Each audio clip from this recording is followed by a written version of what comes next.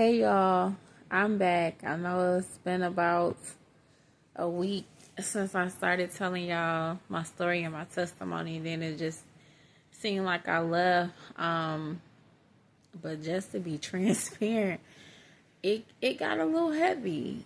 Just thinking back to that time and that space, and it just really brought back some feelings and emotions and thoughts and just some different things that I was like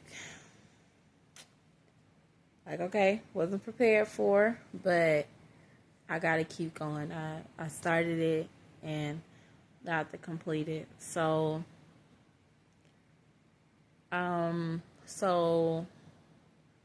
if this is your first time watching the video, I've been telling my testimony, my life story thus far, because God is not finished with me yet. There's some videos before this that start leading up. So here we go. So I bring my baby home. She comes home, I believe, at 5 pounds. She was in the NICU for like 2.5 months. And that process and that journey was challenging, amazing, and scary all at the same time. But the Lord really, really and truly brought us through that. And so she came home, such a beautiful baby. She's still such a sweet child to this day. She is 10, and it was just amazing to watch her grow. She was born, I said this before, she was born with a cleft foot. And so initially they thought that she would not be able to walk. Her shoe sizes are four sizes different. Actually, no, now we're at 5, because on her right she wears a size 6, and on her left she wears a size 1. So yeah, it's a difference. But she walks and stuff, and by the grace of God. And it's just a testament that, doctors will say one thing, and granted, it's their profession, it's what they go to school for, but in everything, God has the final say. And so at 2.5, that is when she started to walk. I never will forget that day. At this time, when my daughter turns 2.5, at this time, we have moved. I was born and raised in Georgia, and we have moved to Michigan. And before I get to the day that she starts walking, so I'm bringing my baby. I brought my baby home, and we're going through life. She's going to the orthopedic doctor for kids, like every month, once a month. Actually, it started out every week, because she was getting recasting. So to correct the club feet, they turn the feet out the proper way. And so every week we were having to go and do that to get her feet corrected. That was a process and a journey. But her grandmother, her dad's mom, she would go with me to a lot of the appointments, and her aunt. So I did have help there. So we was doing that, and I felt, oh my God, I just felt, that was hard. I felt my baby was like so little, and to be in both of her feet in cast, it was just like, but it was what we had to do. And so we did that. And that lasted for a while. And I think her casting, the first time she did it, was for 6 weeks. And then after that, they did a surgery. So her first surgery was, I believe she was 5 months old. They did a tendon lengthening, I believe that's the name of it, in the back of her feet, on both feet. So we did that. That was scary, but just prayed. And and after that, she had, I don't know if you guys have ever seen it, but it's a bar. It's a bar with shoes on each end. and she had to wear those 24/7 around the clock. The only time they came off was when she did bath time and when I changed her at night. Like, she even had to sleep in them.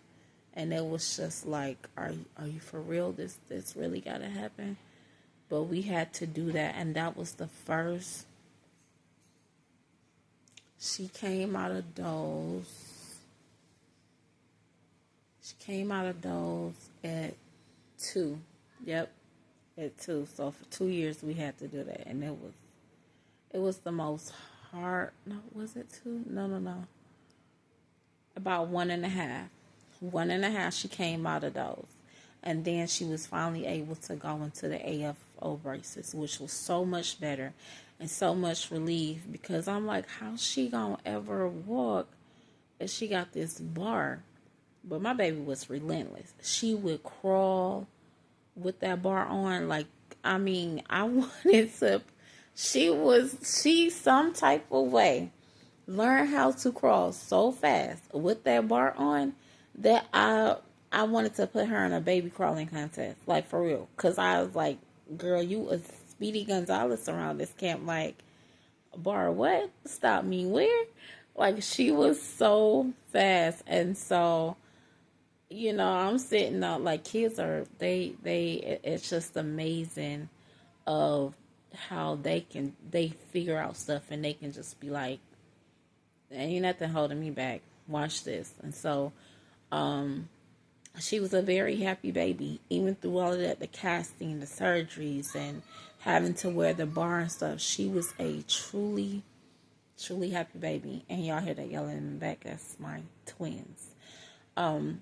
But yeah, she was a truly happy baby. Like, even with all of that, like, I remember, like, even when I would put her in her swing, she was sitting there and just bang that bar, like, bang them legs, and be cracking up, and so that was a journey. And so she got the AFOs, which is so much better, because those are just the braces that go inside the shoe, but there's no bar. And so that's why, and that's another reason why it took so long for her to walk. But at 2.5, she was walking. We had been practicing and stuff, and just trying to get in, and it was so hard, I think, because she was scared, the difference and all of that. But I never will forget it. I was sitting in the living room, and by this time I've had my son. So I have my daughter, which is 2.5, and then I have a 2-month-old.